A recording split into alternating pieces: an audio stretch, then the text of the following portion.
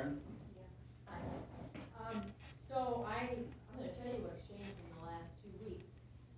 There's people out beating the bush for fiber optic signatures that are not county, for transmission lines that are not county. Those things are both for solar and wind, and then there's the solar contracts going around, and then there's the wind turbine contract signatures that they're seeking. That's what's changed in the last 2 weeks. There is a meeting coming up that I'm pretty sure you know about, May 17th at the Reining Civic Center for the transmission lines.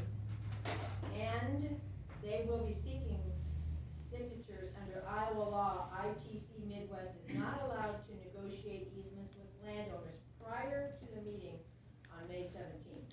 So they're banking on, and I already know people that have gotten those contract notices either at their door or in the mail.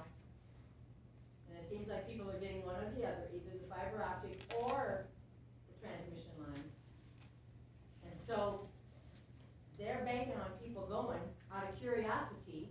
They're not gonna have any information, and they're gonna sign, because they don't know squat about what's going on, because we are not allowed to put this out in the public. Chuck Grassley was just in town. He didn't want to see all of us, so he went to the high school. Then he went on to Marshalltown. I love Chuck Grassley, don't get me wrong. 30 years ago, he signed for wind tax credits.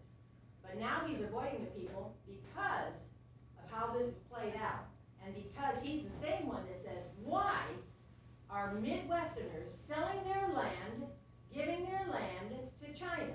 He said 30 years later, he sees the handwriting on the wall.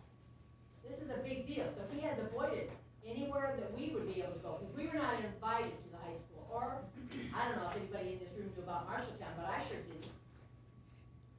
And so, that's what's transpired in the last 2 weeks.